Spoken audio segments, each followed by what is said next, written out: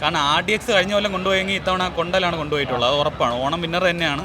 Last ഒരു 45 minute എന്ന് പറഞ്ഞാൽ നമുക്ക് സ്ക്രീനിൽ നിന്ന് കണ്ണെടുക്കാൻ തോന്നത്തില്ല. എനിക്ക് സാധാരണ പെപ്പേര ഇടി എന്ന് പറഞ്ഞു കഴിഞ്ഞാൽ നമുക്ക് അതിനൊരു പഞ്ച് ഫീൽ ചെയ്യും. ഇതിൽ ഇടിയുണ്ട്, നമുക്ക് ഇങ്ങനെ കണ്ടിരിക്കാവുന്നേ ഉള്ളൂ. മേക്കിംഗ് വൈസ് ഉള്ള ഒരു എഫേർട്ട് ഉണ്ട്, അതിനുവേണ്ടി ഒരു തിയേറ്റർ കാണാം. ഫസ്റ്റ് ഹാഫ് എന്ന് പറഞ്ഞാൽ അല്ല, നമ്മൾ എന്തായാലും ഓണം തൂക്കുമെന്ന് തന്നെ വിചാരിച്ചു. പക്ഷേ വെൽക്കം ബാക്ക്. അപ്പോൾ കഴിഞ്ഞ വർഷത്തെ ഓണം വിന്നറായ RDXന് ശേഷം ഈ ഓണത്തിന് കടലിലെ കിൻഡൽ ഇടിയുമായിട്ട് പെപ്പെ എത്തുന്നു കൊണ്ടൽ. അപ്പോൾ കൊണ്ടൽ കണ്ടിറങ്ങിയ ഓഡിയൻസിനോട് എങ്ങനെ ഉണ്ടായിരുന്നു അഭിപ്രായം എന്ന് ചോദിച്ചു നോക്കാം. നിങ്ങൾ ഈ ഒരു സിനിമ കണ്ടവരാണെങ്കിൽ നിങ്ങളുടെ അഭിപ്രായം കമൻറ്റ് ചെയ്യുക. വീഡിയോ ഇപ്പോൾ തന്നെ ലൈക്ക് ചെയ്ത് ചാനൽ ഒന്ന് സബ്സ്ക്രൈബ് ചെയ്ത് വെച്ചോ. നേരെ കൊണ്ടൽ റിവ്യൂലേക്ക്. പെപ്പേൻ്റെ കുറേ നാൾക്ക് ശേഷം ഒരു അടിപ്പടം. കാരണം RDX കഴിഞ്ഞ കൊല്ലം കൊണ്ടുപോയെങ്കിൽ ഇത്തവണ കൊണ്ടലാണ് കൊണ്ടുപോയിട്ടുള്ളത്, അത് ഉറപ്പാണ്. ഓണം വിന്നർ തന്നെയാണ്. കാരണം സോഫിയ പോളിന്റെ പ്രൊഡക്ഷനിൽ വരുന്ന ഒരു പ്രോഡക്റ്റ് എന്തായാലും മോശമാവത്തില്ലെന്ന് നമുക്ക് ഉറപ്പാണ്. വേറെ അടി മാത്രമാണോ, അതൊരു കൊമേഴ്ഷ്യൽ ഐറ്റംസ് ഒക്കെ ഉണ്ട്? അടിയല്ല, ഇതൊരു റിവഞ്ച് ആണ് സംഭവം, റിവഞ്ച് സ്റ്റോറിയാണ്. അതിനെ കൂടുതൽ പറഞ്ഞു കഴിഞ്ഞാൽ അതിൻ്റെ ഒരു ഇത് പോകും. നമ്മളെ കടലിലെല്ലാം കാണുന്ന മേക്കിംഗ് അടിപൊളിയാണ്. മേക്കിംഗ് ഒരു രക്ഷയില്ല, അത് നല്ല രീതിക്ക് തന്നെ അതിൽ തന്നെ അഭിനയിച്ച എല്ലാ ആർട്ടിസ്റ്റുകളും വേറെ ലെവലായിട്ടാണ് ചെയ്തിട്ടുള്ളത്. ഭീഷണിയാണ്, വിന്നർ തന്നെയാണ്. അല്ല, ഏറമിന് ഭീഷണിയല്ല, അതൊരു വേറെ ജോണറാണ്, ഇത് വേറൊരു ജോണർ. പക്ഷേ ഇതാണ് കുറച്ചും കൂടെ മെച്ചപ്പെട്ട് നിൽക്കുന്നത്. അപ്പോൾ കൊണ്ടൽ തന്നെയാണ് ഇത്തവണ ഓണം വിന്നറായിട്ട് പ്രഖ്യാപിക്കാം നമുക്ക്. ഓക്കെ, ഫസ്റ്റ് ഹാഫ് നല്ല അടിപൊളിയായിരുന്നു, നല്ല ഗ്രാൻഡ് തിയേറ്റർ എക്സ്പീരിയൻസ് ആണ്. നല്ല എഫേർട്ട് സിനിമയ്ക്ക് എടുത്തിട്ടുണ്ട്. ഒരു പടത്തിൻ്റെ 70% കടലിലെ പശ്ചാത്തലത്തിലാണ്, കടലിനകത്ത് തന്നെയാണ്. നല്ല പണിയെടുത്തിട്ടുണ്ട്. ഫസ്റ്റ് ഹാഫ് അടിപൊളിയായിരുന്നു. സെക്കൻഡ് ഹാഫ് അവർ ഉദ്ദേശിച്ച സാധനം അത്ര വർക്കൗട്ടായില്ല. കാശ്മീരിൽ കുറച്ചേ ഉണ്ടായിരുന്നുള്ളൂ, കുഴപ്പമില്ല. മേക്കിംഗ് വൈസ് ഉള്ള ഒരു എഫേർട്ട് ഉണ്ട്, അതിനുവേണ്ടി ഒരു തിയേറ്റർ കാണാം. ആവറേജ്.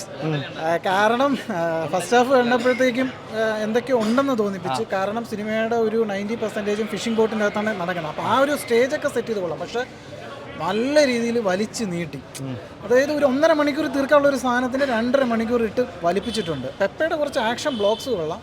പിന്നെ ഈ ബോട്ടിൽ നടക്കുന്ന ഒരു ക്യാമറ വർക്കും അങ്ങനെയുള്ള, പക്ഷേ ആവശ്യമില്ലാതെ കുറേ സീക്വൻസുകൾ ഇങ്ങനെ വെച്ച് പോയിട്ടുണ്ട്. യൂഷ്വൽ റിവെഞ്ച് സ്റ്റോറിയാണ്. എനിക്ക് സാധാരണ പെപ്പേര ഇടി എന്ന് പറഞ്ഞു കഴിഞ്ഞാൽ നമുക്ക് അതിനൊരു പഞ്ച് ഫീൽ ചെയ്യും. ഇതിൽ ഇടിയുണ്ട്, നമുക്കിങ്ങനെ കണ്ടിരിക്കാവുന്നേ ഉള്ളൂ. കൊണ്ടൽ ഇത് ഹെവി പടമാണ്. ഇതിന്റെ സംഭവം എന്ന് വെച്ച് കഴിഞ്ഞാൽ റിയലിസ്റ്റിക് ആയിട്ട് അവർ എടുത്തിട്ടുണ്ട്.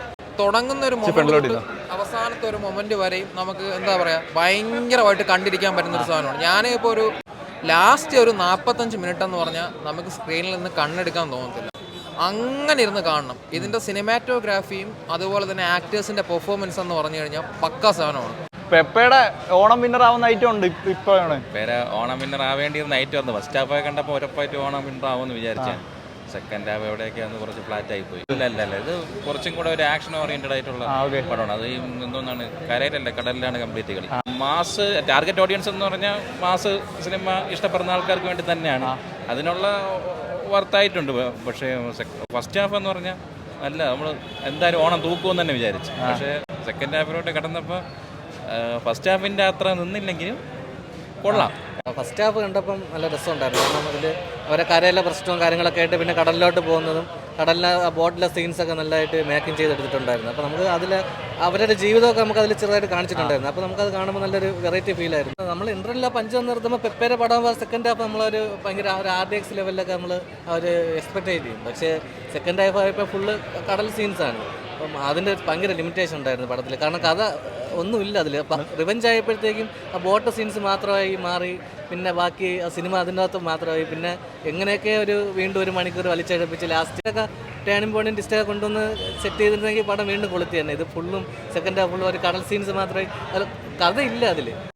ജസ്റ്റ് അങ്ങനെ ഓണം എൻട്രിയിലേക്ക് കൊണ്ടലും കൂടി വന്നിട്ടുണ്ട്. കൊണ്ടൽ കണ്ടിറങ്ങിയ ഓഡിയൻസിൻ്റെ റെസ്പോൺസ് കേട്ടല്ലോ. അപ്പോൾ എന്തായാലും നിങ്ങൾ ഈ ഒരു സിനിമ തിയേറ്ററിൽ പോയി കണ്ടവർ നിങ്ങളുടെ അഭിപ്രായങ്ങൾ എങ്ങനെയുണ്ടെന്ന് കമൻറ്റ് ചെയ്യുക. വീഡിയോ ഇപ്പോൾ തന്നെ ലൈക്ക് ചെയ്യുക. അപ്പോൾ അടുത്തൊരു വീഡിയോ കാണുമ്പോഴേക്കും ബൈ.